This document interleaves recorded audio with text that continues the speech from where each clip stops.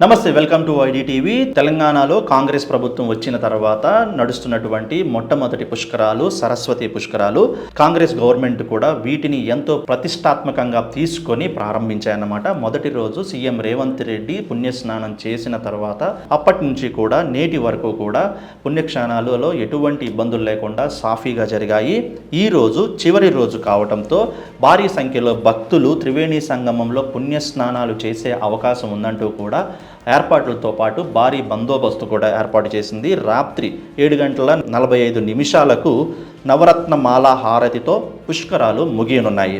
ప్రత్యేక కార్యక్రమాలతో పాటు ఎన్నో డ్రోన్ షోలు అలాగే మంత్రుల ప్రసంగాలు కూడా ఈరోజు సాయంత్రం కార్యక్రమంలో నిర్వహించబడుతున్నాయి. భారీ సంఖ్యలో భక్తులు వస్తున్న కారణంగా కాళేశ్వరం రూట్లో దాదాపు 15 కిలోమీటర్ల వరకు ట్రాఫిక్ జామ్ ఏర్పడింది.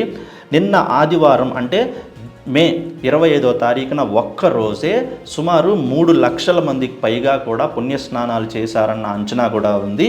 ఈరోజు చివరి రోజు కావడంతో ఇంకా అధిక సంఖ్యలో ఎవరైతే ఇంకా పుణ్యస్నానాలకి రాలేకపోయారో చేయలేకపోయారో చివరి రోజు కావడంతో ఇంకా అధిక సంఖ్యలో భక్తులు వచ్చే అవకాశం ఉందన్నటువంటి ఆలోచనతో ముందుగానే తగిన ఏర్పాట్లు చేశామనేది కాంగ్రెస్ ప్రభుత్వం చెబుతున్న విషయం. ఏదేమైనప్పటికీ కూడా ఈరోజు చివరి రోజుతో సరస్వతి పుష్కరాలు విజయవంతంగా ముగియనున్నాయి. మన గవర్నర్ జిష్ణుదేవ్ వర్మ దంపతులు కూడా పుణ్యస్నానాల్లో పాల్గొని పుణ్యస్నానాలు చేయడం చాలా విశేషం. అందరూ కూడా ఎవరైనా సరే ఈ సరస్వతి పుష్కరాలకి వెళ్ళలేని వాళ్ళు అలాగే పుణ్యస్నానాలు ఎవరైతే నిర్వహించలేదో ఈరోజు తప్పనిసరిగా వెళ్ళి వారి పుణ్యస్నానాలు నిర్వహించవలసిందిగా ప్రభుత్వం అన్ని ఏర్పాట్లు చేసింది.